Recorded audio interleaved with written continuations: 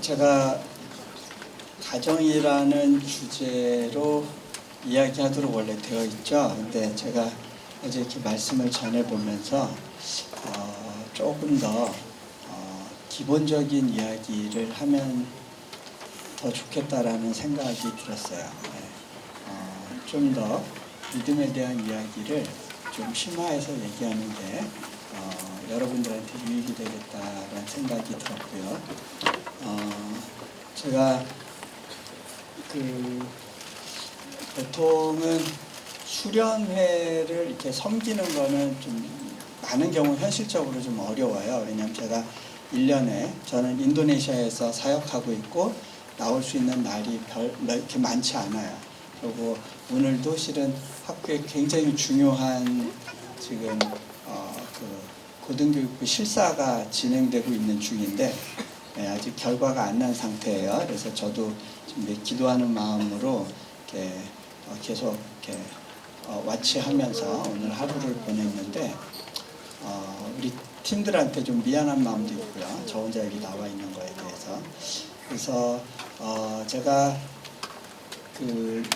늘 이렇게 한국에서 부른다고 올 수 있는 상황은 아닌데 이번에 어떻게 예전에 이제 목사님께서 직접 저 말씀 전하는데 오셔서 강사 그렇게 요청을 하셨고, 그리고 딱 주신 시간이 보니까 제가 한국에서 주일 일정이 있고 미국으로 가기 전에 며칠 딱 3일 비워놓은 월화수 3일 비워놓은 요때 수련 일정이 딱 맞았어요. 그래서 이거는 굉장히 드문 케이스인데 이렇게 맞아 있는 걸 보면 또 하나님께서 여기 은광교회에 나누고 싶은 말씀이 있으신지 모르겠다라는 생각으로 이렇게 딱 맞게 됐어요. 보통은 이런 경우는 보통 3, 4년에 한 번 정도 있을까 하는 일인데요. 네, 잘 맞았어요. 그래서 여러분은 이렇게 기대 없이 오셨을지 모르겠지만 하나님께서 뭔가 준비하신 것이 있다는 생각이 들고요.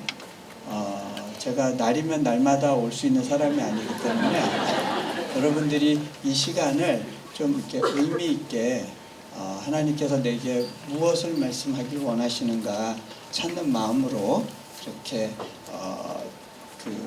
좀 반응하고 주목해 주시면 좋겠습니다. 제가 잠깐 기도하겠습니다. 하나님, 이 시간에 하나님께서 부어주실 것들을 기대합니다. 땅에 버려지지 않게 하시고 주님 마음의 그릇에 담겨지게 하여 주옵소서. 주님 말씀하시고 역사하여 주실 때 우리 마음에서 기꺼운 반응이 일기를 소망합니다. 우리 주 예수 그리스도 이름으로 기도합니다. 아멘. 제가 몽골에서 사역할 때요, 몽골에서 2년차 됐을 어느 시기에 한 동산에 올라갔었어요. 몽골은 평야가 이렇게 쫙 펼쳐져 있는 그런 곳이죠. 산에 올라가서 광야를 내려다봤습니다. 근데 거기 보니까 강이 한 줄기 흐르고 있었어요. 근데 이 강이요, 꾸불꾸불 가고 있어요. 그렇죠? 하나님이 만드신 거는 다 곡선인 것 같아요. 직선은 굉장히 인위적이에요. 그 강을 보면서 무슨 생각이 들었냐면, 지금 이 시점에 나의 삶의 여정을 보여주는 것 같다라는 그런 마음이 있었어요. 왜 그랬냐면요, 제가 몽골에서 살기 이전에 살았던 삶은 어떤 면에서 이제 직선 코스를 향해서 달려가던 삶이었어요. 저는 엘리트 코스를 지향했고 공부하는 거에 있어서는 남들보다 잘할 수 있는 자신이 있었던 것 같아요. 그래서 어느 명문대학교의 교수가 되면 좋겠다 이런 생각을 했고, 그 목표를 향해서 전력 질주를 했었어요. 그러다 보니까 저는 시간이 너무너무 소중하다는 생각을 했고요. 그 시기에는 제가 성경 구절 중에 제일 지키기 어려운 부담스러운 성경 구절이 뭐였냐면, 누가 청하여서 오리를 같이 가자 하면 심리를 같이 가져라 하는 말씀이었어요. 너무 부담스러운 거야. 시간이 아깝기 때문에 운동을 하더라도 운동의 목표가 몸을 건강하게 하는 거면, 기왕이면 혼자서 목표치를 정해놓고 막 노력하는, 왜냐하면 시간을 아껴야 된다는 생각 때문에 그렇게 달려가곤 했었어요. 그런데 제가 몽골에 가서부터는 제 삶이 제게 아니었고요. 제가 계획하고 원하는 대로 사라지는 것이 아니라 그때그때 하나님의 인도하신 가운데 또 주변의 필요를 바라보면서 그것에 반응하는 그러한 삶을 살게 된 거예요.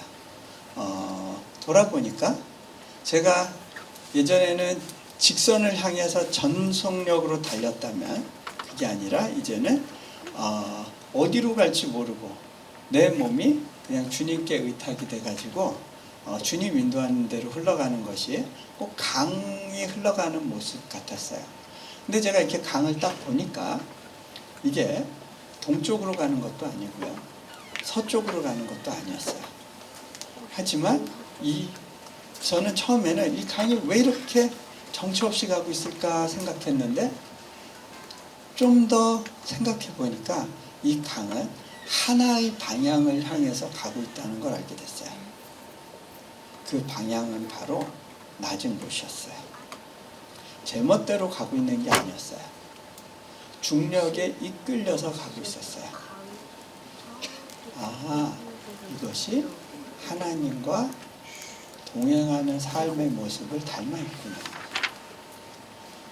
그런데요, 또 하나 발견한 건요, 올라가려고 할 때는 굉장히 많은 에너지가 드는데 내려올 때는요, 어떤 에너지를 뿜어주게 돼 있어요. 그게 자연 법칙이에요. 원자력이라고 하는 것도 그 원자가 위치를 낮출 때 나오는 능력이거든요. 에너지거든요. 그죠? 그 폭포를 보면, 제가 인도네시아에서 어느 폭포를 봤는데 그 폭포가 소리도 요란하고 막 물보라가 엄청나서 굉장히 수량이 많겠구나 하고 가서 봤는데 수량은 의외로 많지 않았어요.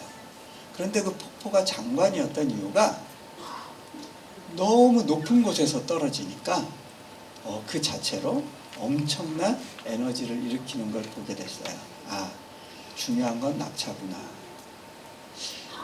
돌아보면요, 제가 만약에 미국에나 한국에 남아 있었으면 어느 학교의 한 부품처럼 하나의 어떤 기능을 하는 일부분이 돼서 그렇게 일을 했을 겁니다. 내가 미칠 수 있는 영향력 자체가 제한적이었을 것 같아요. 그런데 제가 상황이 바뀌어서 더 어려운 환경으로 가니까 그것이 에너지가 되더라고요. 어려운 환경으로 내려갈 때 불편함을 느끼는 그 많은 것들이 경쟁력이 됩니다. 예를 들어서 한국 살다 몽골 가면 불편한 게 많이 보이거든요. 근데 그것이 경쟁력이고 영향력이 돼요. 이 사람들은 뭐를 바꿀 수 있는지를 볼 수 없지만 우리는 그것을 볼 수 있는 눈이 있기 때문에 그렇죠. 네. 자, 근데요, 이 강이 돌아가면 돌아갈수록 더 많은 지역이 푸르러지는 걸 보게 돼요. 그리고 그 강을 따라서 생명이 깃들게 되더라고요. 이것이 하나님과 동행하는 삶 가운데 나타나는 일이구나. 돌아보면요, 제가 지금 가고 있는 길은 제가 중고등학교 학창 시절에 꿈꿔보지 않았던 삶이었어요. 네, 제가 바라던 목표는 다른 거였어요. 그런데 제가 지금 하나님의 인도 가운데 이 길을 가면서 하나님이 나를 이렇게 인도해 주시지 않았으면 내 인생이 얼마나 눈이 건조하고 심심했을까, 그런 생각을 하게 됩니다. 하나님, 저를 초청해 주셔서 감사합니다. 저를 이렇게 불러주셔서 감사합니다 라는 고백을 지금도 여러 번 합니다. 하나님은요, 제가 전혀 쓰이지 않을 것 같은 방식으로 저를 사용하시더라고요. 한 가지 예가요. 저는 제가 이렇게 뭐 설교하고 그럴 사람이라고 생각해 본 적이 없었어요. 만약 그럴 생각이 있었으면 제가 신학교를 갔겠죠. 저는 신학교도 못 가봤어요. 그런데 설교를 곳곳에서 설교하는 사람이 됐어요. 예, 일반적이지 않죠. 근데요, 제가 설교학을 배우지 않았기 때문에 어떤 면에서는요, 더 공감하는 설교를 할 수 있게 되는 것 같아요. 예, 어떻게 여러분 저랑 좀 공감이 되시지 않으세요? 예, 일반적인 설교 방식은 아닌데 어쨌든 더 잘 소통되는 느낌은 받으실 거예요. 제가 중고등학교 다닐 때 제일 싫어하는 것 중에 하나가 글쓰기였어요.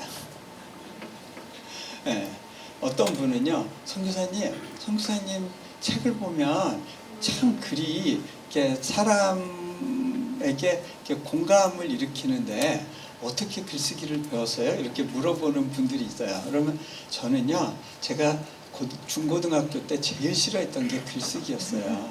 네, 백일장 나가고 이런 건 너무 싫어했어요. 일기도 안 썼어요. 제가 글을 잘 쓸 거라는 생각도 못 해봤어요.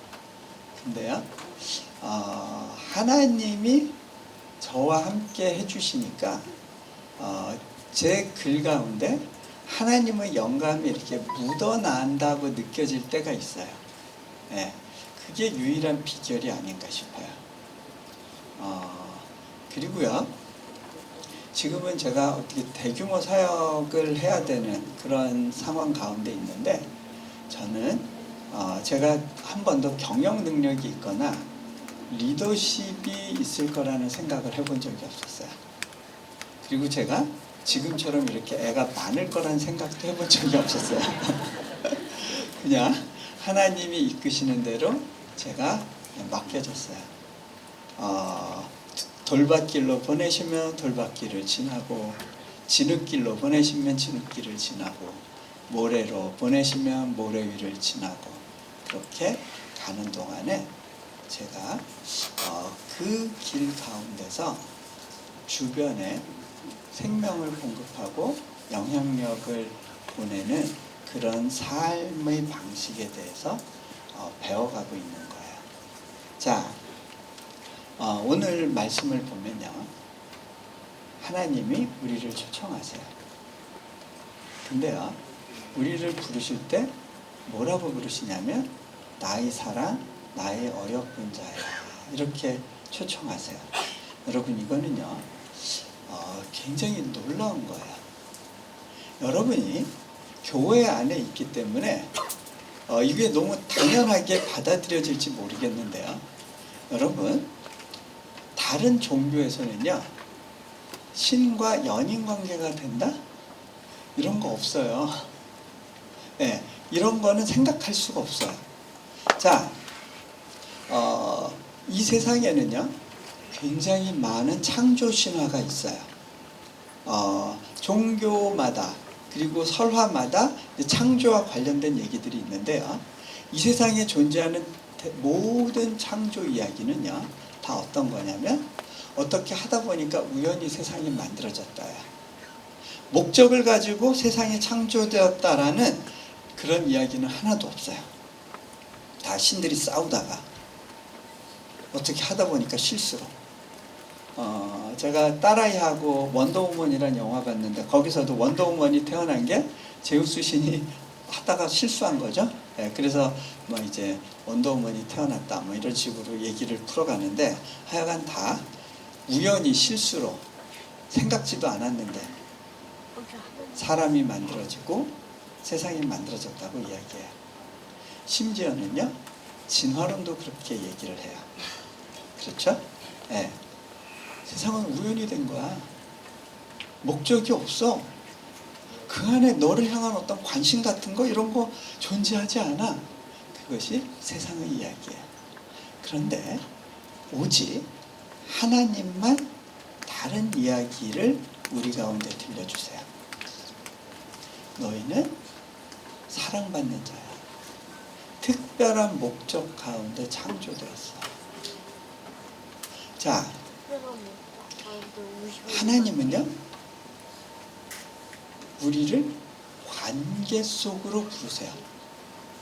자, 이거는요 신비예요.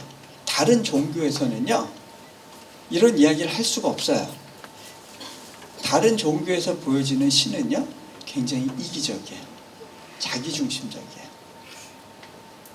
그리고 경배받기만을 원해요. 자, 기독교와 그나마 제일 유사하다는 종교가 어떻게 보면 이슬람이라고 할 수 있어요. 뭐 같은 뿌리에서 나왔다 뭐 이런 얘기도 할 수 있는데, 근데요 이 이슬람과 기독교가 근본적으로 다른 것이 있어요. 여러 가지를 들 수 있지만 가장 중요한 거는요 신의 성격이 달라요. 경배 대상이 달라요. 자, 이슬람에서의 신은요 초월적인 존재예요. 우리가 성경에서 경험하는 하나님은 인격적인 존재세요. 우리를 만드신 이유가 사랑 때문이래요.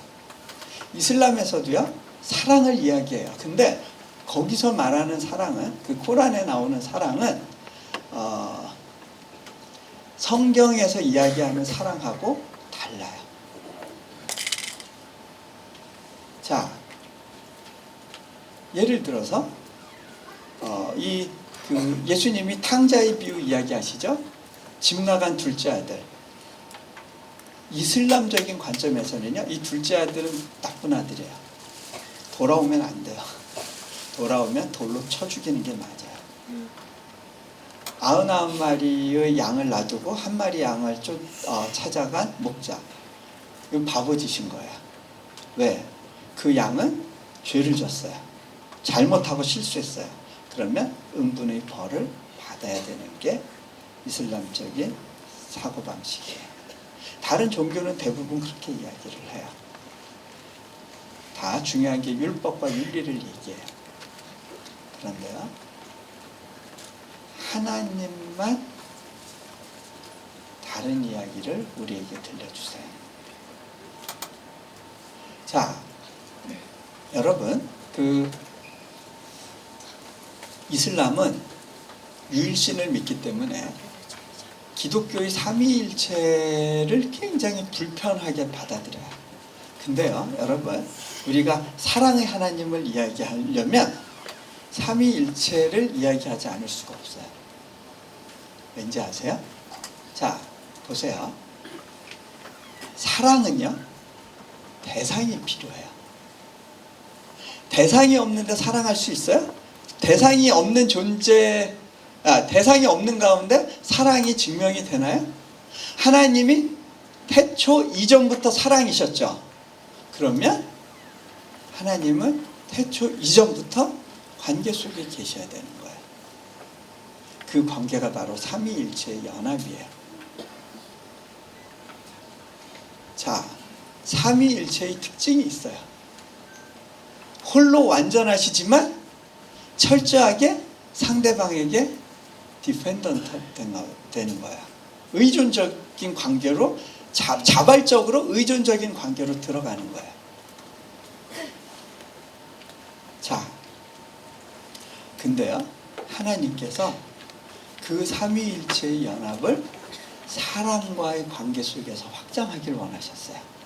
그래서 사람을 만드신 거죠. 그리고 우리에게 말씀하세요. 나의 사랑, 나의 어여쁜 자야. 일어나서 함께 가자. 자, 그 기독교 신앙에 있어서 우리가 하나님을 경험할 수 있도록 하나님이 우리에게 허락하신 세 가지 통로가 있어요. 그 은사라고도 할 수 있는데 그게 바로 뭐냐면 믿음과 소망과 사랑이에요. 믿음도 소망도 사랑도 다 뭐가 있어요? 대상이 있어요. 목적어를 필요로 해요. 관계적인 거예요. 우리에게 주어진 모든 은사가요, 관계를 지향해요. 그래서 방언도 예언도 사랑이 없으면 울리는 꽹과리가 되는 이유가 거기 있어요. 자,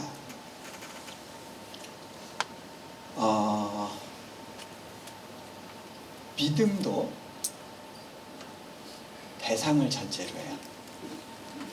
이것이 다 관계를 지향하고 있어요. 예수님이 이 땅에 오셔서 비유로 여러 가지를 설명하시는데요. 제가 이 비유들을 보니까 이 비유가 다 관계를 설명하는 거예요. 자, 보세요.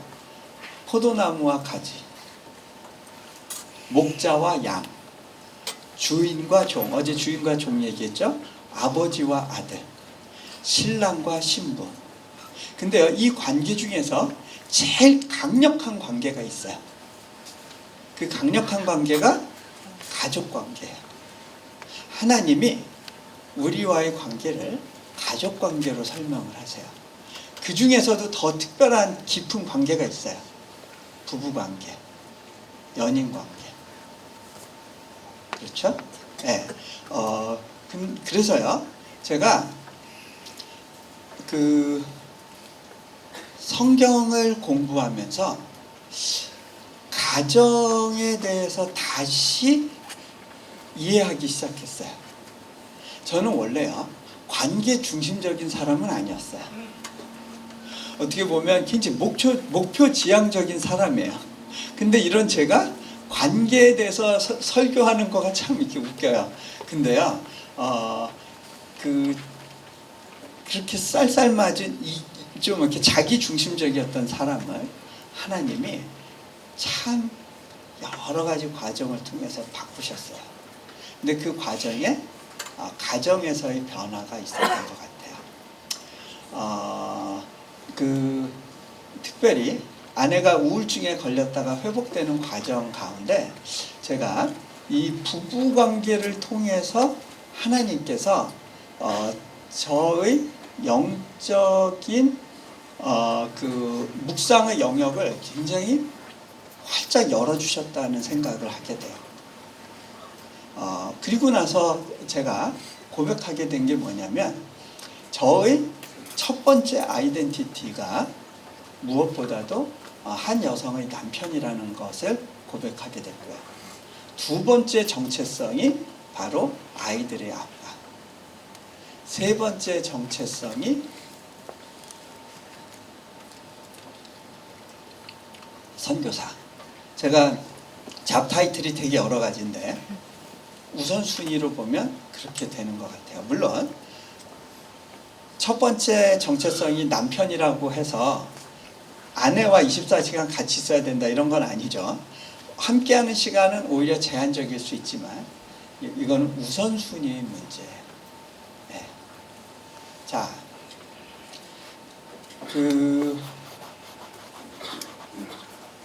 저는 부부가 사랑을 나누는 그 친밀함의 정도와 우리가 예배를 통해서 하나님을 느끼고 그 친밀감을 이렇게 누리는 그 메커니즘이 너무나 닮아 있다는 것을 또 보게 돼요. 자, 그런데요, 이 결혼이라고 하는 것은요, 모험적인 요소가 있어요. 이건 선택해야 되는 거예요. 그렇죠? 예.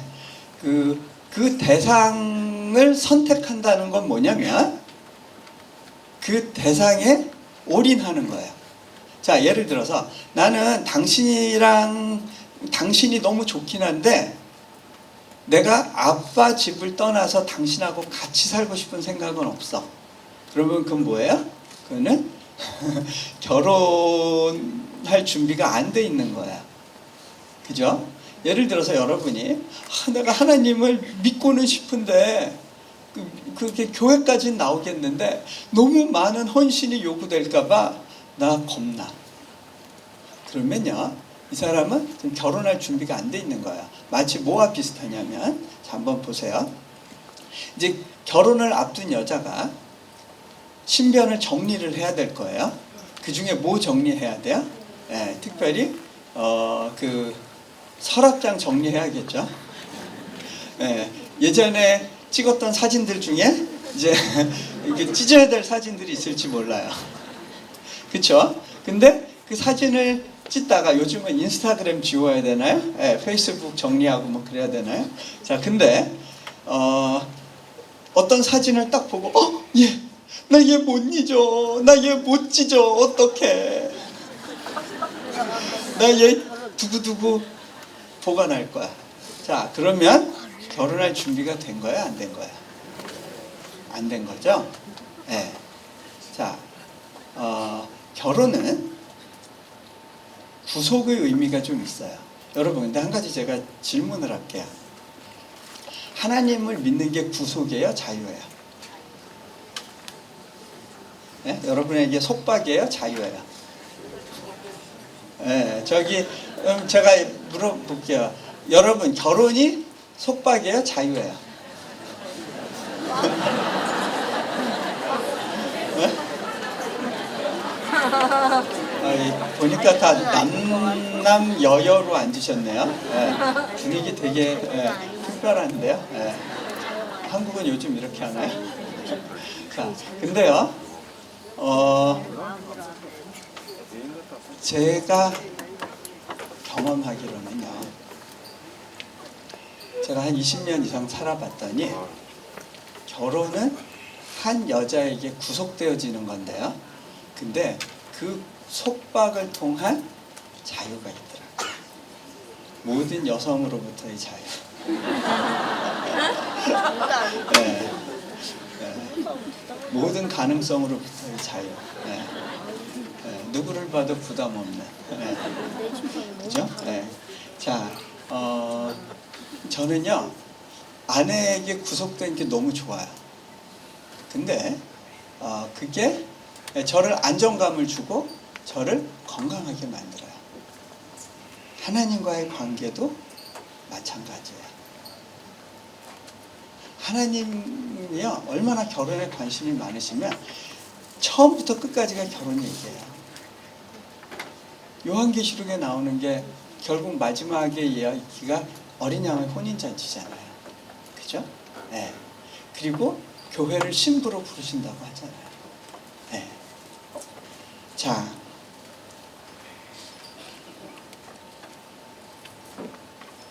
그런데 제가 이렇게 보니까 교회에 계신 많은 분들이 하나님과의 관계에서 친밀감이라고 하는 중요한 요소를 놓쳐버렸어요. 여러분, 제가 한번 여쭤볼게요. 결혼 생활에서 감정이 중요해요? 안 중요해요? 그냥 결혼했다는 사실만 강조하면 돼요? 아니죠? 예를 들어서 막 둘이 지금 냉전 관계인데 남편이 분위기를 쇄신하겠다고 이리 와봐 그러더니 딱 결혼 증명서 꺼내서 보여주면서 우리 아무개 결혼했음, 맞아 틀려, 그러면 이대로 살아야지, 이렇게 얘기한다고 해가지고 관계가 회복이 돼요? 그죠? 여러분, 하나님과의 관계도 마찬가지예요. 이거는 교리 공부한다고 다 해결되는 게 아니고요. 성경을 더 많이 읽어야지 그렇다고 해서 해결되는 게 아니에요. 이건 하나님과의 관계의 문제예요. 그리고 그거는요, 감정적인 요소를 수반해요. 사도 바울이 천국을 설명할 때 의와 희락과 화평이라고 그랬어요. 희락, 화평 다 감정이에요. 천국이 3분의 2가 감정인 거예요. 중요한 부분이에요. 왜냐하면 결혼이기 때문에 그래요. 그래서 오늘 하나님께서 나의 사랑하는 자, 어여쁜 자야, 당신의 감정을 표출하세요. 그리고 말씀하세요. 나와 함께 가자. 자, 근데요, 이 함께 가자, 모험이에요. 제가 결혼에는 모험의 요소가 있다고 그랬죠. 왜 요즘 젊은이들이 결혼을 늦추냐면요, 왜 그래요? 모험하기 싫어서 그래요. 고생하기 싫어서 그래요.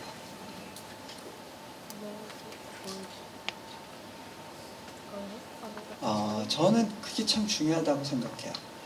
결혼에 있어서 같이 고생할 사람을 찾는 게 중요해요. 많은 사람들이요, 결혼에 대한 오해를 갖고 있어요. 나는 행복해지기 위해 결혼한다. 맞는 것 같으세요? 아니요. 문제 없는 것 같으세요? 세상에서는 그렇게 얘기해요. 행복해지려고 결혼하는 거다. 그러니까 행복이 결혼보다 더 큰 가치예요.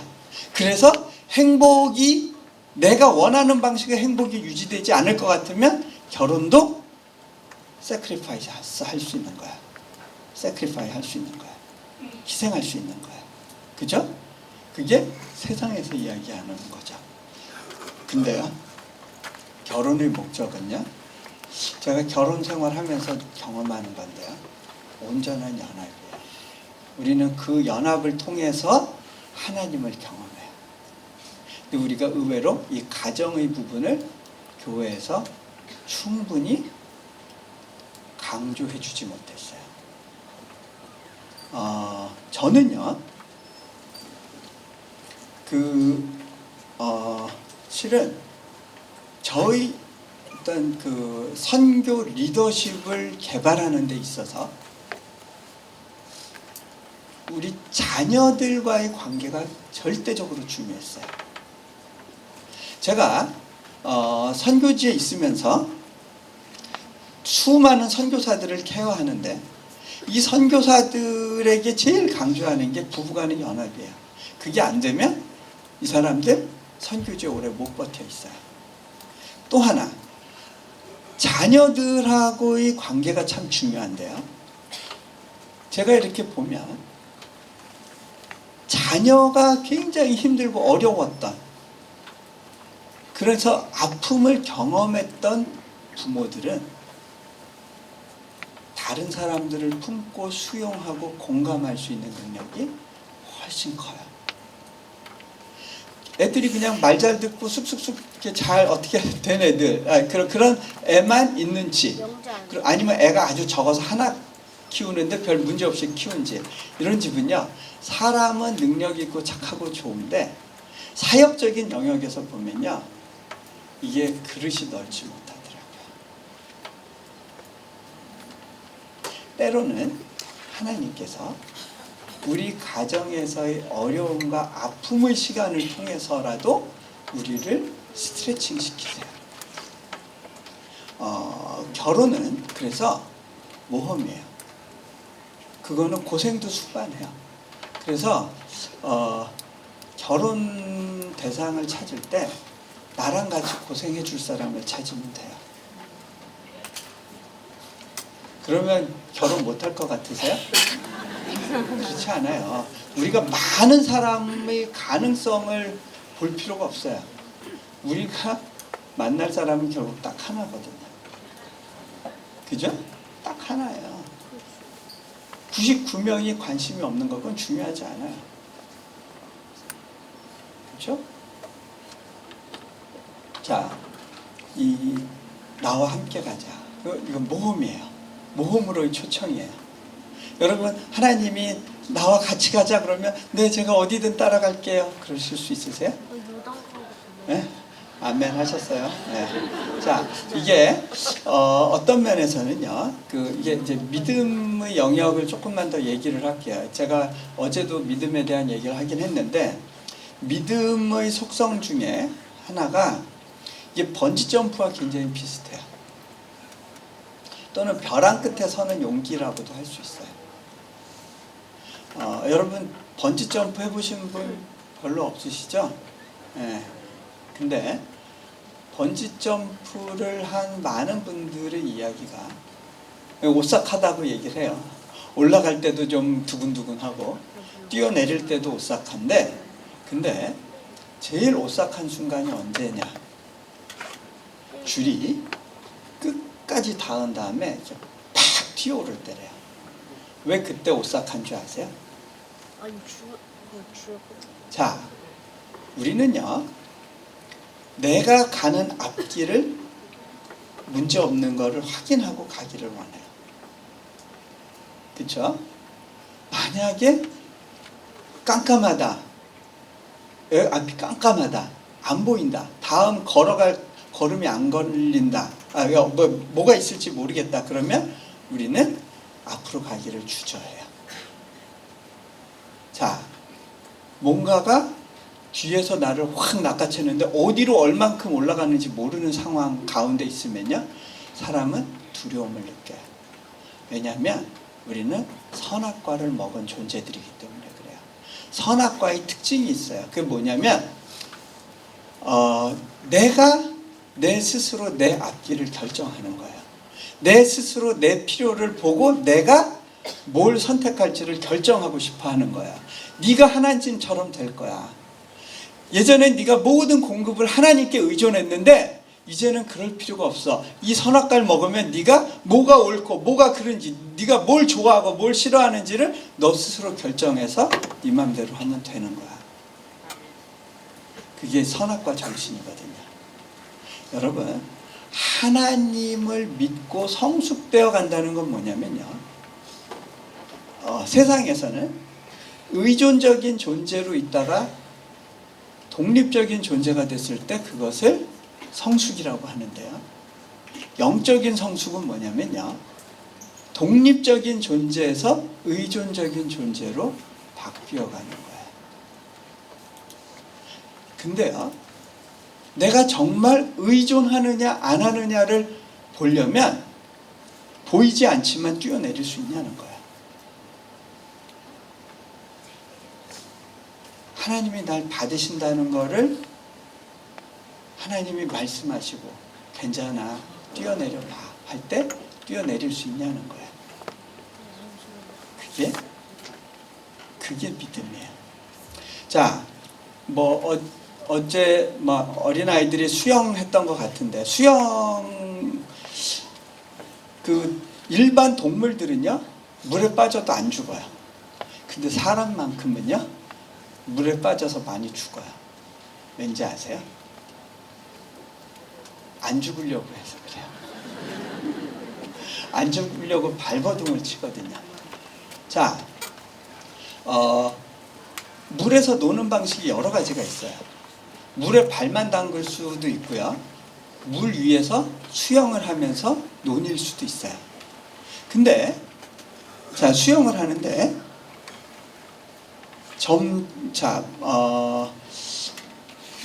수영을 하려면 첫 번째 먼저 뭘 해야 돼요? 머리를 물 속에 넣어야 돼요. 집어넣을 수 있어야 돼요. 두 번째로, 그러니까 보통은 물에 얼굴을 담그면 죽죠. 근데 수영을 위해서는요, 먼저 죽는 동작을 해야 되는 거예요. 자, 그리고 물에 몸을 맡겨야 돼요. 수많은 분들이 교회 안에는 머물러 있는데요, 물놀이는 하는데 수영을 배우지 못했어요. 물에 몸을 맡길 줄 몰라요. 맡기면 죽는다고 생각해요. 그래서 발만 담그고 앉아있어요. 바닥에 발을 대고 발을 뗄 생각을 안 해요. 자, 자전거를 제가 딸아이 자전거를 가르쳐 주는데, 자전거를 이렇게 제가 뒤에서 잡아주고 가다가 어느 시점에서 논다 하고 딱 놨을 때 아이의 첫 번째 발을 땅에 탁 대니까 페달에 여기 딱 찍히면서 넘어지더라고요. 왜 발을 땅에 댔겠어요? 살려고. 페달을 밟으면 되는데 경험이 없으니까 믿어지지가 않는 거예요. 뭐가 더 커 보였어요? 넘어질 거에 대한 불안함이 커지니까 결국 넘어지더라고요. 그때의 최선은 넘어져도 돼 라고 생각하고 발에 힘을 줘서 페달을 밟아야 되는 거예요. 근데 많은 분들이요, 자전거를 잡고는 있는데, 좋은 자전거 하나씩은 잡고 있는데 뛰어내리지 않아요. 자, 어떤 그룹에서 제가 이 이야기를 했더니 어떤 형제가 자기가 번지 점프 했을 때 얘기를 하더라고요. 자기가 번지 점프대 위에서 뛰어내렸었대요. 분명히 머리로는 뛰어내렸는데 뒤에서 이런 소리가 들리더래요. 학생, 빨리 그 지지대 잡고 있는 손 좀 떼! 눈을 딱 떠서 보니까 지금 자기가 이 지지대 잡고 있더래요. 나는 분명히 떨어지는 중이라고 생각했는데 머리로 떨어지고 있는데 실제로는 이 지지대 잡고 있는 거예요. 여러분, 근데 이런 종류의 믿음 생활이 있어요. 다들 번지점프대에 앉아가지고 번지점프가 좋은 점에 대한 교육만 받아요. 열심히 뭐 풀었다, 잠갔다, 뭐 이렇게 뛰어내릴 때 이 자세, 그러다가 그 조교, 뭐 뛰어내려, 이게 저 같은 사람, 이제 몽골에서 고생했다는 사람 데려다가 한번 뛰어내린 거 얘기 좀 들려주세요. 탁 얘기를 하면 감동, 박수. 그러고 자기는 그냥 가만히 앉아있죠.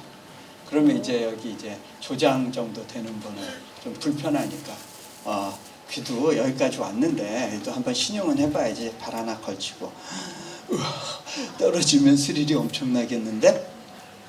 자, 이럴 때요, 누군가가 뒤에서 다가와서 왁 하는 사람 꼭 있죠. 네. 그죠? 근데 왁 할 때 반응이 어떨까요? 고마워 하고 뛰어내리나요? 아니요. 뒤로 확 물러서겠죠? 한마디 하죠. 장난치지 마, 떨어질 뻔했잖아, 너나 해. 이게 뭐예요? 이 장난인 거야, 장난. 우리가 자칫하면 교회에서 서로 장난질하고 있을 수 있어요.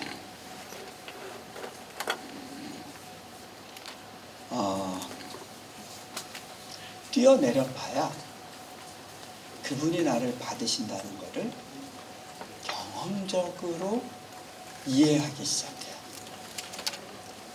문제는 하나님이 믿어지지 않는 이유는요, 한 번도 믿음으로 반응해 본 적이 없었던 거예요. 믿음에는 반드시 모험적인 요소가 있어요. 어떤 분들은 항상 망설여요. 두 길 가운데 어떤 길을 가야 될까요? 하나님이 뭘 원하실까요? 전 얘기해요. 그 중에 어떤 길이 더 험한지를 보고 그 길 한번 가보세요. 그게 믿음이에요. 그러면 죽을 것 같죠? 망할 것 같죠? 길이 없을 것 같죠? 근데요, 거기서 길을 보게 돼요. 네, 제 얘기를 좀 할게요. 제가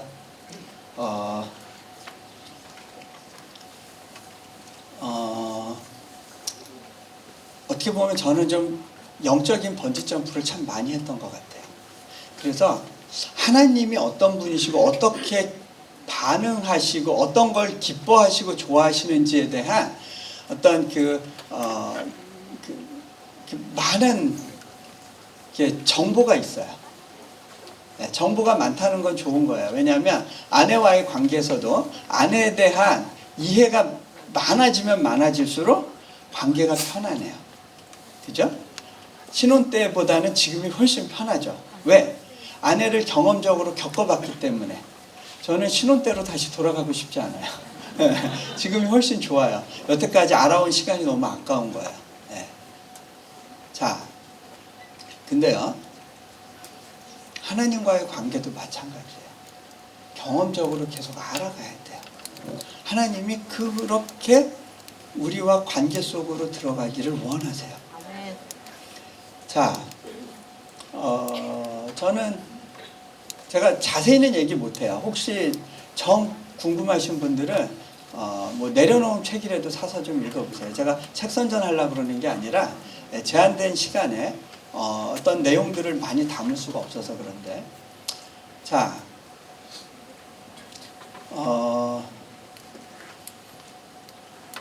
저는 나름대로는 좋은 크리스찬이고 열심히 있는 크리스찬이라고 생각했었어요. 대학교 다닐 때. 참, 집, 교회, 학교, 집, 교회, 학교, 이게 제 생활이 전부였거든요.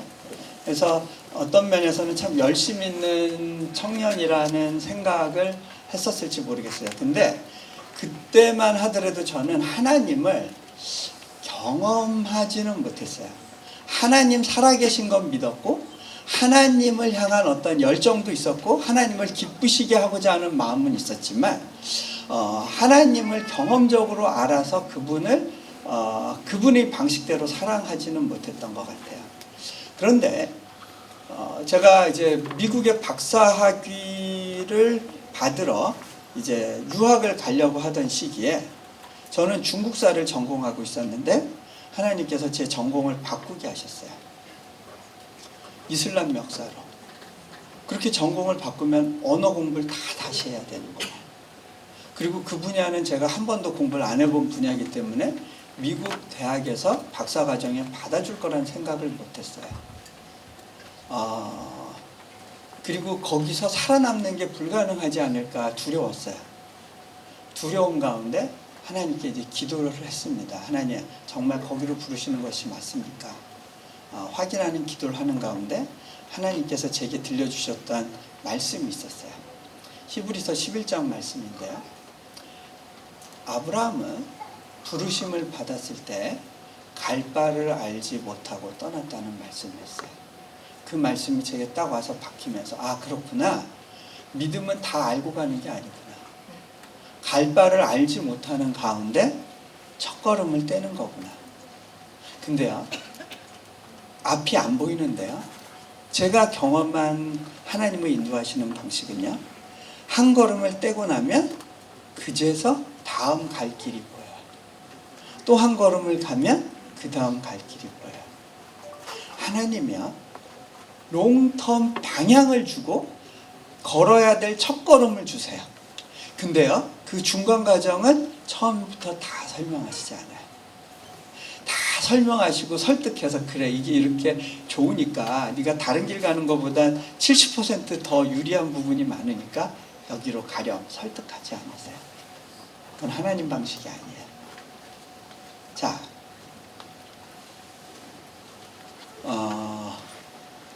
그래서 저는 오늘 설교를 하면서 여러분을 설득할 생각은 없어요. 여러분이 선택하든지 말든지 둘 중에 하나예요. 네. 자,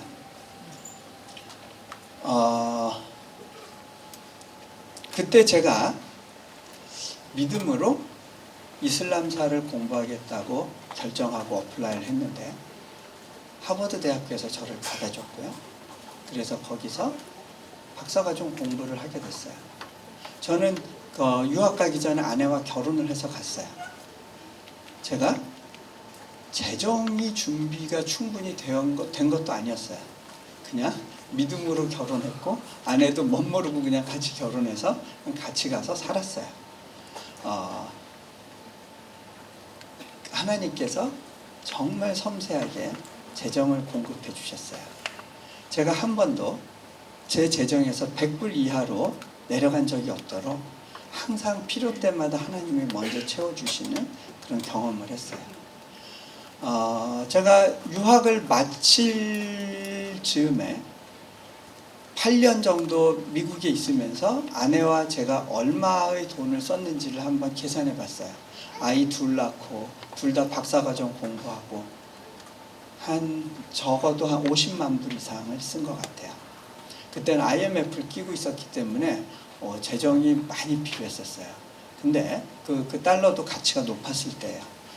근데 그 재정을 하나님이 공급을 계속 해주신 거예요. 왜냐하면 제가 필요할 때 못 쓴 적이 없으니까. 항상 잔고는 100불 이상 있었으니까. 예. 자,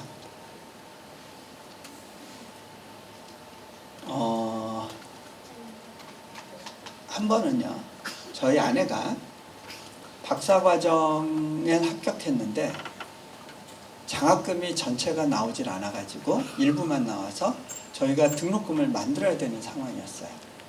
아내는 그 등록금을 놓고 새벽마다 교회에서 기도하고 돌아오곤 했는데 저는 애를 보고 있었고, 집에 와서 아내가 이런 이야기를 했어요. 여보, 내가 오늘 기도하는데 우리 양가 부모님이 재정적인 능력이 없어서 우리를 도와주시지 못한다는 사실이 너무 감사하게 생각됐어요. 그게 왜 감사하냐고 제가 물어봤어요. 왜냐하면 그랬기 때문에 우리가 오직 하나님으로부터 오는 도움만을 바랄 수 있게 되었기 때문이에요. 그렇게 고백을 하더라고요. 여러분, 부모님이 도와주실 능력이 없는 거에 대해서 감사해 보셨어요? 그게 믿음이더라고요. 그런 환경 가운데서 하나님이 우리에게 개발시키고 싶은 어떤 영역이 있으시다는 거죠. 자,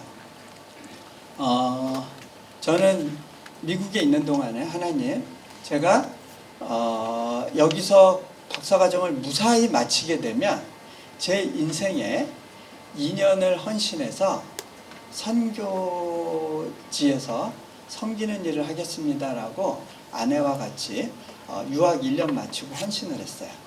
근데 그 헌신을 가장 잘 지킬 수 있는 방법은 졸업하자마자 가는 거더라고요. 직장을 잡게 되면 그 다음에 못 움직일 것 같았어요. 그래서 하나님과의 약속을 지키기 위해서 기도하던 중에 하나님이 몽골로 문을 열어주시는 걸 느꼈고 우리 가정이 몽골로 가게 됐어요. 처음엔 2년이니까 쉽게 생각했어요. 재정도 모으지 않고 갔어요. 하나님이 주신 것만 갖고 살아보자란 마음이었어요. 하나님이 굶기시지 않을 거야. 물론 그게 꼭 좋은 방법은 아닌데요. 저희 경우에는 하나님의 특별한 공급의 은혜가 경험되었기 때문에 그 결정이 좀 쉬웠어요. 자, 그렇게 해서 몽골에 갔었을 때 한 1년쯤 지났을 때 하나님께서 저희에게 또 물어보셨어요.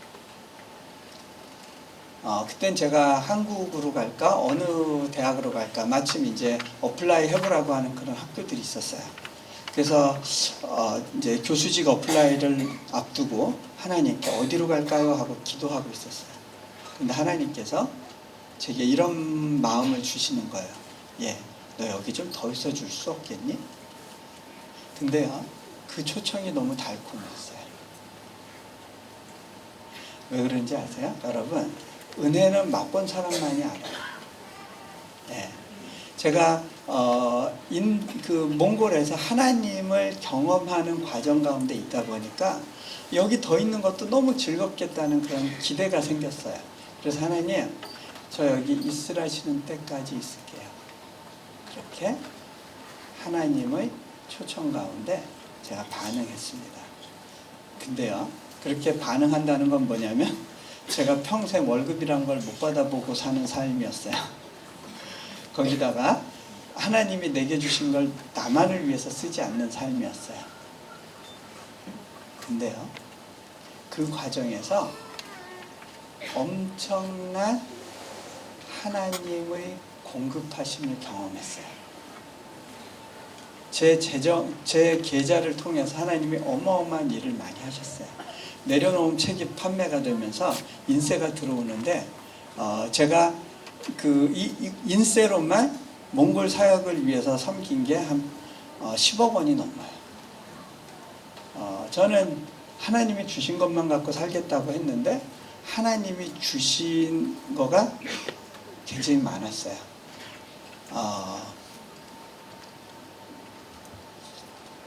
처음에 하나님이 그런 걸 다 설명하고 그러니까 너 헌신하면 좋겠어라고 하시지 않아요. 먼저 헌신한 사람이 가는 길 가운데 주시는 다양한 은혜가 있어요. 물론 돈이 뭐 많이 들어온다고 그게 축복은 아니에요. 어차피 저는요, 그냥 그 하나님의 대포 계좌 갖고 있는 느낌이었어요. 왜냐하면 제가 원하지도 않았는데 하나님이 막 재정을 쌓아주시고 또 필요들이 보이니까 막 공급하고 쌓아주시고 또 공급하고 그냥 이게 마치 하나님이 제 계좌를 관리하시고 저는 그냥 명의만 빌려주는 것 같은 느낌이었어요. 하나님의 찬양 계좌.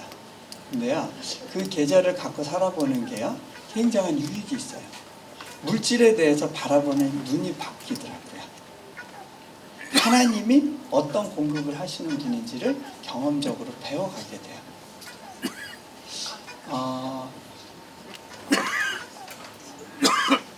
하나님께서 우리에게 내려놓으라고 말씀하시는 이유가요, 뭔가를 뺏기 위해서 그런 게 아니에요. 내려놓아야 되는 이유는요, 하나님을 소유하게 하기 위해서예요. 자, 제가 내려놓음이란 책을 쓰고 난 다음에 두 번째 책으로 더 내려놓음이란 책을 쓰니까 많은 사람들이 저한테 농담으로 이런 이야기를 했어요. 다음번 책 제목 제가 맞춰볼까요? 그러면서 다 내려놓음, 완전 내려놓음, 왕창 내려놓음, 몽땅 내려놓음, 그 중에 하나일 거라고 그렇게 얘기를 해요. 근데요, 제가 그 제목으로는 책을 쓸 수가 없었어요. 왠지 아세요? 우리 삶 가운데 완전 내려놓으면 존재하지 않아요. 자, 불교의 지향은 뭐냐면 내려놓는 것 그 자체가 목표예요. 그게 목적이에요. 근데요, 성경에서, 성경적인 컨텍스트에서의 그 내려놓음은 뭐냐면 그건 과정이에요. 목적이 있어요. 그 목적은 하나님을 소유하고 하나님을 경험하는 거예요.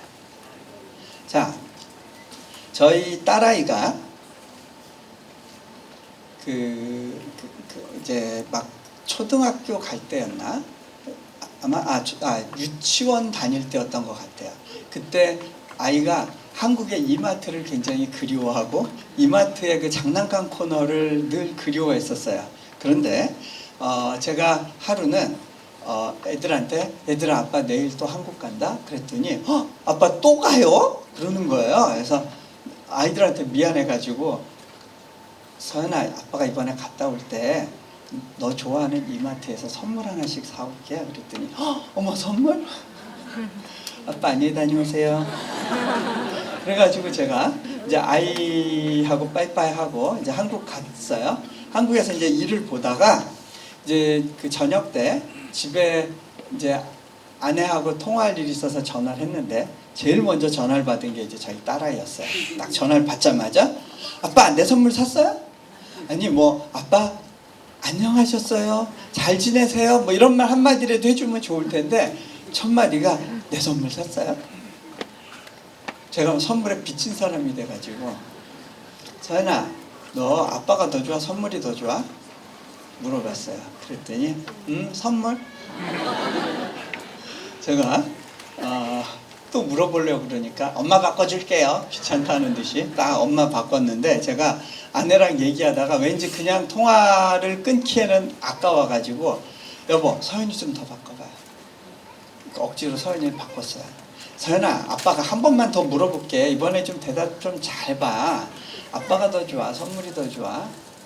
이번에는 아빠 또 물어보니까 잘 대답해야겠다고 생각을 했는지 이제 뜸을 들여요.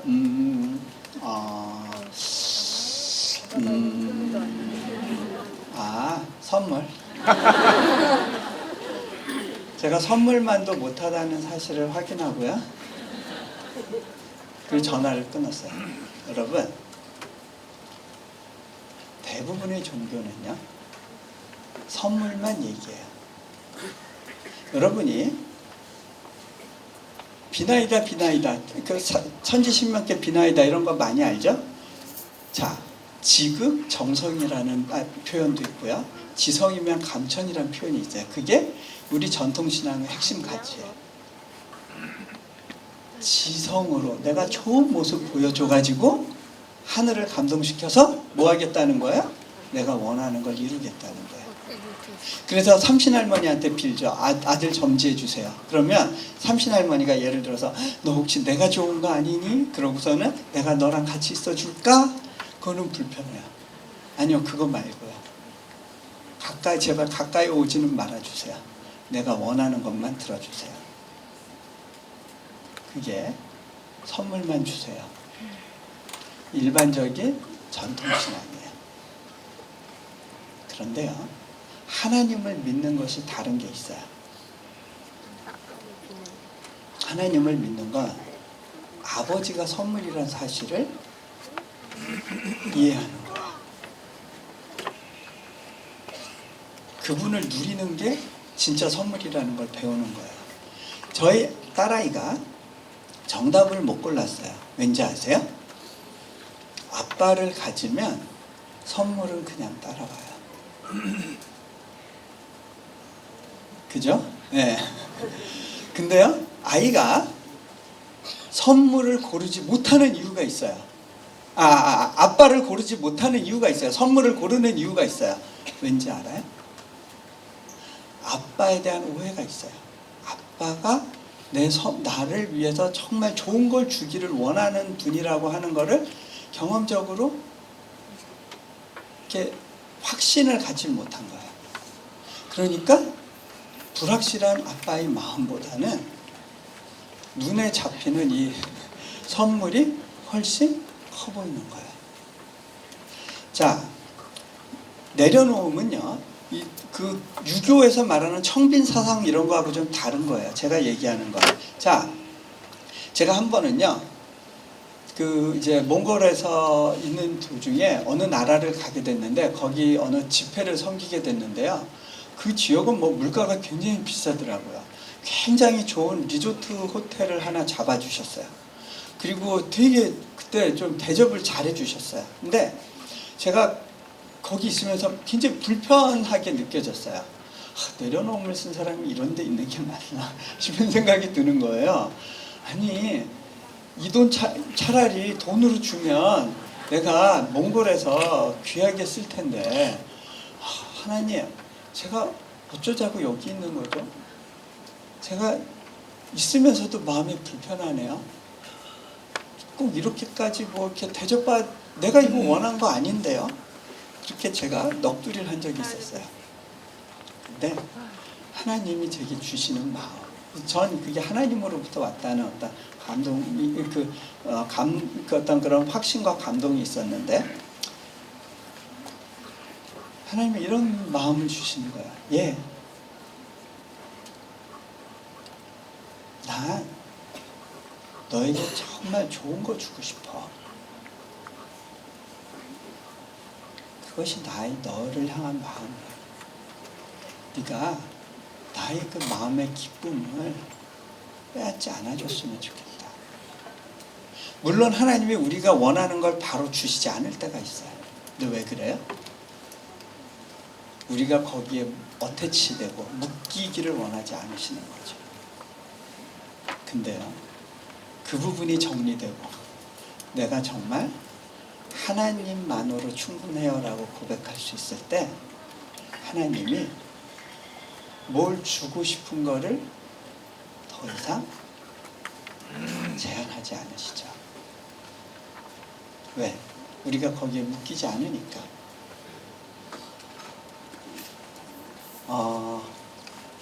하나님이 저에게 그런 마음을 주시는 거예요. 정말 내가 너에게 좋은 걸 주고 싶어. 내가 너를 위해서 별도 만들었고, 이 바다도 만들었고, 산도 만들었고, 모래도 만들었고, 다 너에게 정말 좋은 것을 주기 원해서 내가 최선으로 준비한 것들이란다. 내가 또 무엇을 안 주고 붙잡고 있겠니? 그런 마음을 주시는 거예요. 자,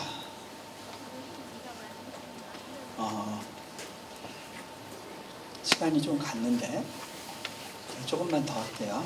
뭐 날이면 날마다 오는 것도 아니고, 그래봐야 여러분 노는 시간만 좀 주는 거잖아요. 제가 알았어요. 어제 보니까 뭐 많이 노시더라고요.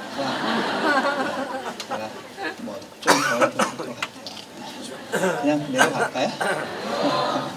그 아니오라고 한 사람들 나중에 이제 막 이제 두들겨 맞을 수가 있어요. 네, 옆에서 왜 그때 아니오라고 그래갖고 이러면서. 자,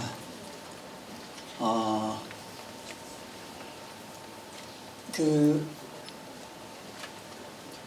하나님을 바라보고 주목한다는 거, 그분과 함께 간다는 거, 그게 어떤 의미인지에 대해서 제가 예를 한 2가지만 더 들어드릴게요. 그리고 같이 기도하면 좋을 것 같아요.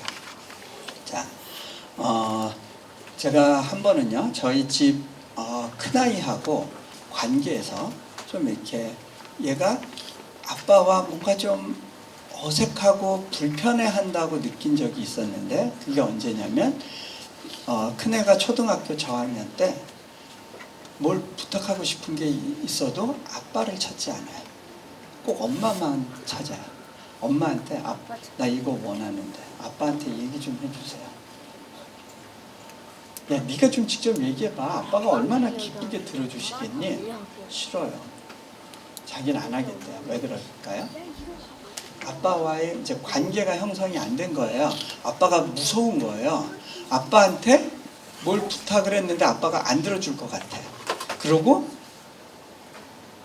싫어, 안 돼, 이럴 때 기분 더러울 것 같아, 막 이런 생각이 드는 거죠. 그러니까 아빠를 찾질 않아요. 자, 제가 아이하고 관계가 뭔가 문제가 있다는 건 알았는데 어떻게 해야 될까 고민하던 중이에요. 중국에 가서 어느 선교사님하고 기도하던 시간에 그 선교사님이 이런 기도를 하셨어요. 당신의 가정에 상처받은 영혼이 있습니다.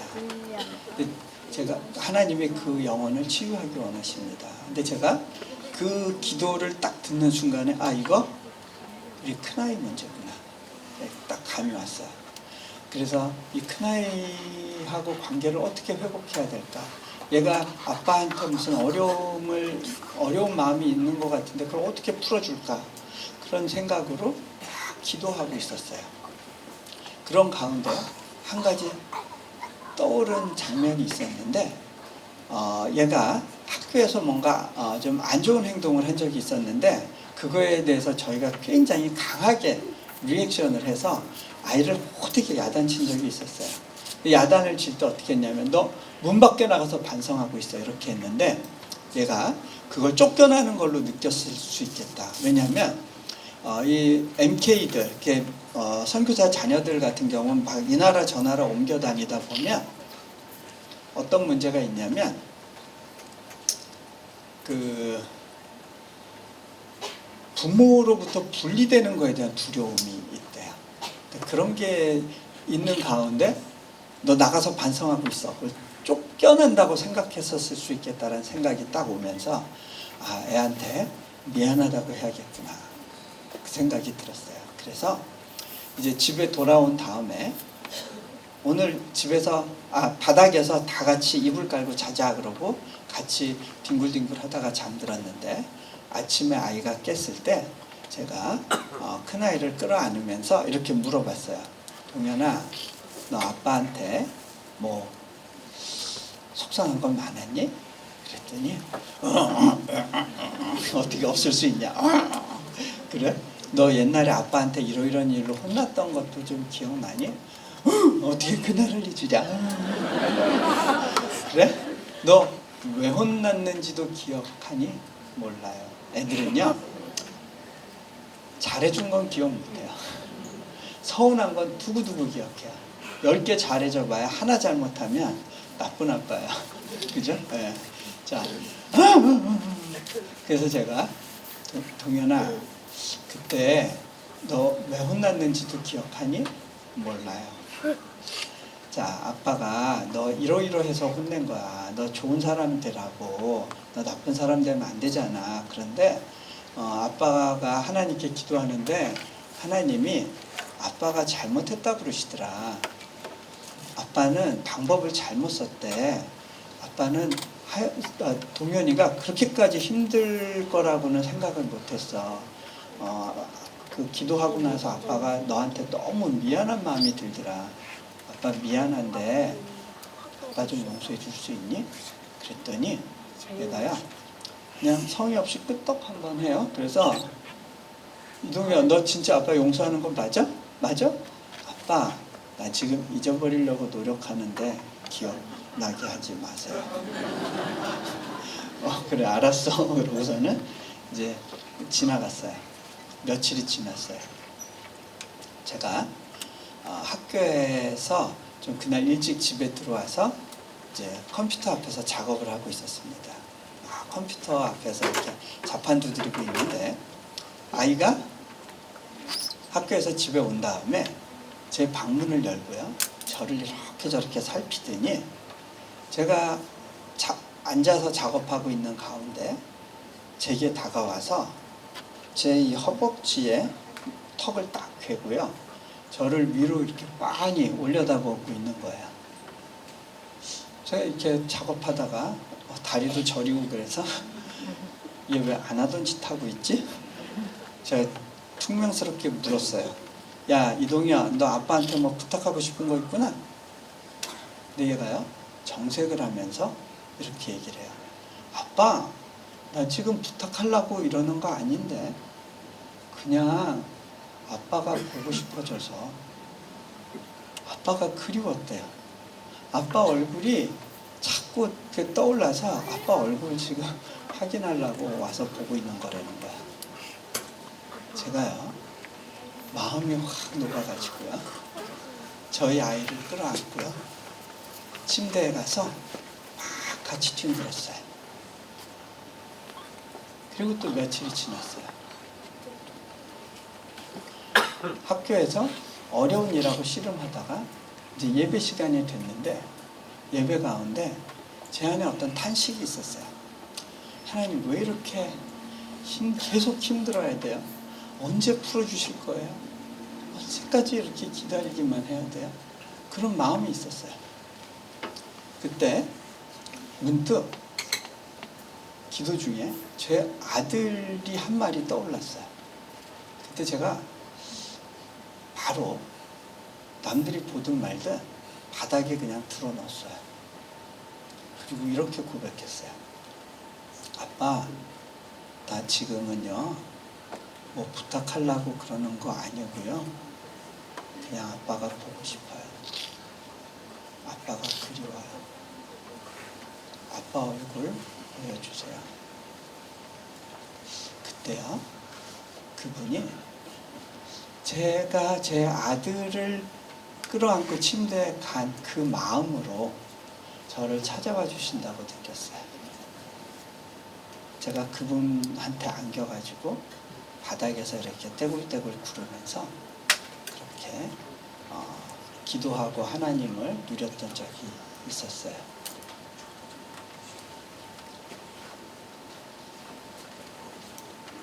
여러분은 하나님의 얼굴을 구해보셨나요?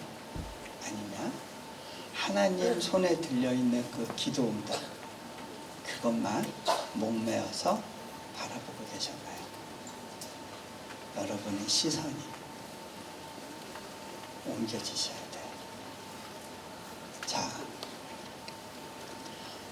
아가서에서 이야기하세요. 나의 사랑, 나의 어여쁜 자야, 일어나 함께 가자. 저는요, 그분과 함께 가봤어요. 몽골에서 하나님께서 사역을 내려놓으라고 하셨을 때 처음엔 당황했어요. 왜냐하면 제가 몽골에서 너무 익숙해져 있었거든요. 몽골의 대통령하고도 친했어요. 뭔가 이제 할만했어요. 일 어떻게 진행하면 되는지가 보였어요. 그런데 하나님이 이제 거기서 멈추라고 하셨어요. 그럼 어디로 가죠? 갈 곳은 말씀하지 않으셨어요. 그래서 몽골에서 갈 바를 알지 못하고 또 떠나야 되는 순간이 있었죠. 어떻게 보면 그런 삶의 연속이에요. 계속되는 믿음의 도전 가운데 저는 번지점프를 했고요. 그때마다 특별한 방식으로 저를 안아주셨던 그분을 경험했어요. 이제는 그래서 그 그 믿음의 그 어떤 문턱에서 씨름하는 사람들에게 뭔가 해줄 수 있는 이야기가 있어요. 자, 근데요, 그분과 함께하는 삶의 여정은 어떤 걸까? 압축적으로 보여주는 그 장면이 있어서 그걸 여러분들하고 나눌게요. 그리고 같이 기도할 건데요. 저희가 몽골 떠나기 전에 저희가 살던 집이 9층짜리 아파트 8층에 있었어요. 자, 이 아파트에 이제 저희가 외국에 나갔다가 다시 이렇게 들어오는 그 시점에서 엘리베이터가 고장이 났어요. 이 무거운 짐 들고 8층까지 올라가는 게 너무 어렵더라고요. 예. 근데 그 아파트가 한 6개월 정도를 엘리베이터를 못 고쳤어요. 러시아제인데 부품을 못 구했대나 그래서 한 6개월을 못 고쳤어요. 6개월을 이제 그러고 다니는 건데, 근데 그 아파트 엘리베이터 고장 나는 그 초기 어느 시점에서 저희가 이제 다시 몽골로 들어왔고, 다음 날 어린애들하고 학교 끝나고 장 봐가지고 이제 집에 들어오는데, 와, 난감한 거예요. 차를 세워놓고 아이를 이제 그때 셋째가 많이 먹어서 무거울 때인데 아직 못 걸을 때예요. 애 안고 유모차 걸고 그 다음에 손 마디마디마다 그 비닐봉지 하나씩 거는 건데요. 근데 이 특별히 우유통이나 뭐 주스통 같은 거 되게 무겁잖아요. 막 조금만 들고 올라가도 손가락이 끊어질 것 같더라고요. 근데 여러 번 왔다 갔다 하기가 귀찮으니까 그냥 책가방 들쳐매고 막 하나씩 들고 애 안고 이러고 올라가는데 막 2층쯤 올라와서 몇 층 왔나, 한 5층 왔나 하고 딱 봤는데 이자가 써 있으면 너무 이렇게 절망스러운 거야.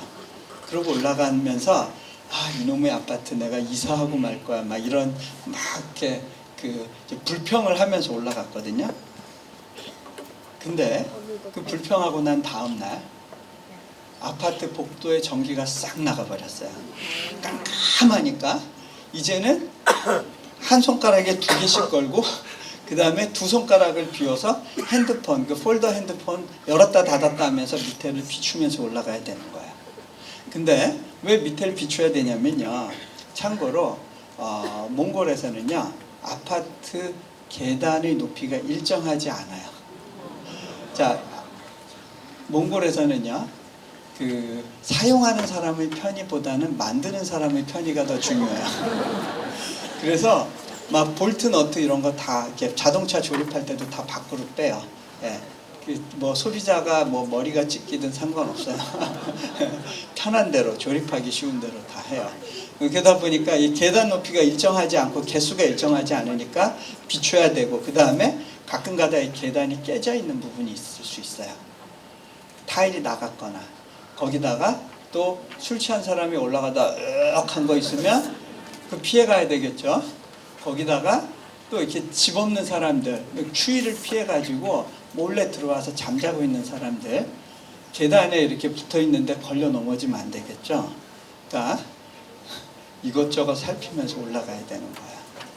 그때 한 7층 왔나? 거의 다 왔겠지 하고 딱 봤는데 3자 써 있으면 좌절. 네. 근데요, 하루는 그 깜깜하던 시기였는데 제가 큰 아이를 친구 집에서 픽업해가지고 이제 아파트 주차장에 주차하고 이제 아파트까지 한참 뛰어야 돼요. 한 영하 20도쯤 되니까 아이 손 잡고 주머니에 손 넣고 막 같이 뛰었어요. 정신없이 뛰어서 이제 로비에 딱 들어오니까 훈기가 느껴지는데, 딱 무슨 생각이 들었냐면 그러고 보니까 내가 얘 손을 오랜만에 잡아보는데 손이 많이 큰 거예요. 제가 아이한테, 동현아, 너 손 참 많이 컸다. 그러고 보니까 아빠가 너랑 이러고 가는 게 오랜만이다. 아빠가 너랑 이렇게 손잡고 가니까 너무 행복한데? 그랬더니 지도 씩 웃으면서 뭐라고 얘기를 해요. 그래서 아이랑 뭐 도란도란 얘기하면서 올라가는데 몇 층쯤 왔을까? 한 2층 왔나? 하고 핸드폰 열어서 딱 켰는데 보니까 팔자가 써 있는 거예요. 너무 아쉬운 거예요. 아, 우리 집이 차라리 16층이었으면 좋았을 텐데. 실제로 몽골에 다랑이라는 도시에 16층짜리 아파트가 있는데 엘리베이터가 없어요. 그 아파트 8층에 구멍가게가 있는데 장사가 이렇게 잘 돼요. 목이 좋아서. 자, 그 생각이 난 거예요. 아, 우리 아파트가 16층은 됐어야 되는데. 근데요, 그때 문을 열고 딱 들어가는 순간 저한테 탁 떠오르는 생각이 있었어요. 아, 그렇구나. 내가 몽골에서 걸었던 그 길은 그분과 함께 손잡고 갔던 길이구나. 근데요, 참 너무 짧았고 아쉬웠고 여운이 남는 그런 길이었다는 생각을 하게 됐어요. 제가 그분과 손잡고 갔던 그 길은 굉장히 행복했어요. 물론 불편함도 있고 때로는 부족함도 있고 그랬어요. 근데 그럼에도 불구하고 그곳의 삶은요, 나를 굉장히 기쁘고 행복하게 했고, 또 같은 선택을 할 거냐 그러면 어김없이 예, 물론이요 라고 대답할 수 있는 그런 길이에요. 그리고요, 그 길 가운데 하나님께서는 저를 조금씩 당신을 닮은 모습으로 바꿔가기 시작하셨다는 거예요. 오늘 그 하나님께서 여러분을 초청하길 원하세요. 그런데 그 믿음 가운데 나아가기 위해서는요, 모험의 순간이 꼭 찾아와요. 사랑은 선택하는 거예요. 뛰어내려야 돼요. 두려워서 안전지대에 머물러 있는 한 여러분은 그분을 경험적으로 알아갈 수 없어요. 너희는 여호와를 알라, 힘써 알라고 할 때 그 알면요, 아담이 하와를 알았다 할 때처럼 남편이 아내를 아는 것처럼 그렇게 관계적으로 경험적으로 알아가는 마음이에요. 여러분이 이 땅에서 살아가면서 그 하나님을 경험하지 못했다면 여러분은 인생의 가장 중요한 기회를 놓친 거예요. 여러분은 여러분의 인생을 정말 낭비한 거예요. 같이 기도합니다.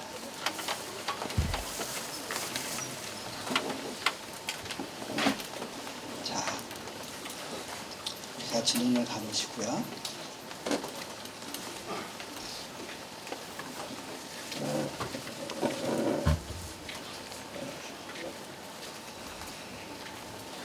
나의 사랑, 나의 어여쁜 자야, 일어나서 함께 가자.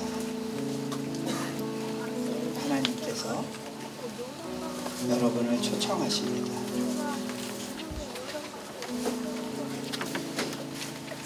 혹시 제 아들이 고백했던 것처럼 그렇게 고백해 보시지 않으시겠습니까? 아빠, 나 지금은요 뭐 부탁하려고 이러는 거 아니고요, 그냥 아빠가 보고 싶어요. 아빠가 그리워요.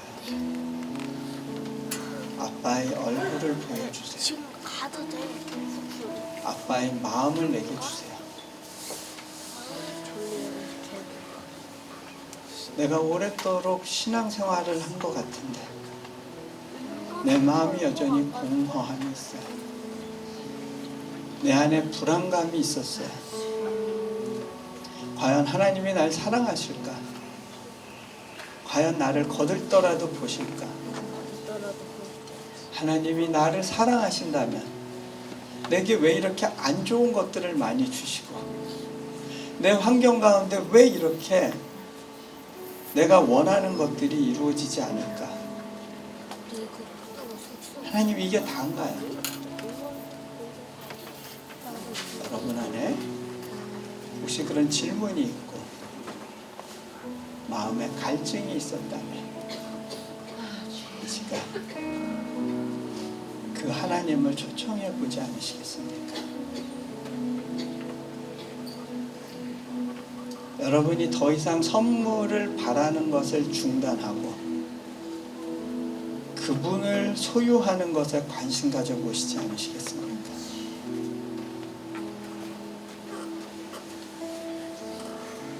그분 안에 답이 있습니다. 그분의 마음속에 들어갈 때 여러분은 그동안 보지 못했던 곳에서 길을 보게 될 겁니다. 그리고 늘 공허했던 영역 가운데 새로운 부음이 있는 것들을 경험하게 될 겁니다. 제가 모든 디테일은 설명할 수 없지만 딱 하나, 여러분의 마음을 던져서 그분을 찾으시지 않겠습니까?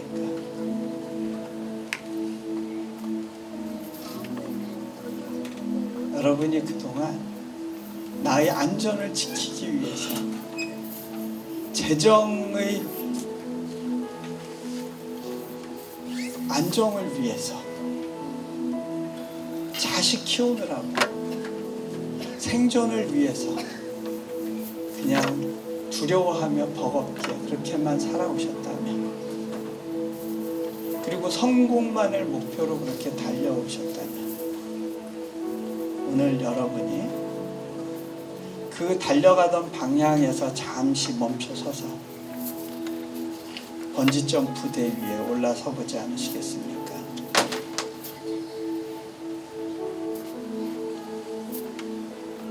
그분과 함께 떠나는 여행 가운데 여러분을 맡겨보지 않으시겠습니까? 주님, 제가 여기 있습니다. 고백하면서 같이 기도합니다. 주님, 오 주님, 오 주님, 임하여 주십시오. 메마른 심령 가운데 갈증난 농과 같이 돼 메말라버린 우리의 마음 가운데 주님 찾아와 주십시오. 어떻게든 성공해보고 싶었고 안정적인 뭔가를 이루고 싶었고 남들 보기에 멋있는 모습으로 서 있고 싶었고 그래서 그렇게 발버둥 치면서 뭔가를 이루려 하다가 지치고 낙담한 가운데 있는 나의 영혼을 보십시오. 주님, 내가 믿음이 있는 것 같았지만 어떻게 보면 너무나 이기적인 믿음이었습니다. 주님을 관계적으로 알아가는 것에 대한 관심보다는 내 필요를 채우기 위해서 주님을 이용하기를 원했는지도 모릅니다. 주님의 마음보다는 주님이 주시는 선물만을 바라봤는지도 모릅니다. 주님, 나의 마음을 주님 살펴주십시오. 이런 모자른 나를 향해서 주님께서 초청해 주셔서 감사합니다. 나의 사랑, 나의 어여쁜 자야, 일어나서 함께 가자. 주님, 주님의 초청 가운데 반응하기를 원합니다. 주님, 내 앞에 험한 길이 기다리고 있다 할지라도 나를 두렵게 하는 것들이 나를 사방에서 노리고 있다 하더라도 주님, 내가 주님께 맡기고 내 손을 의지하고 주님과 함께 이 길을 걸어가기를 원합니다. 주님, 주님의 마음을 부어주십시오. 주님의 마음을 부어주십시오. 주님 감사합니다. 주님 감사합니다. 우리 주 예수 그리스도 이름으로 기도합니다.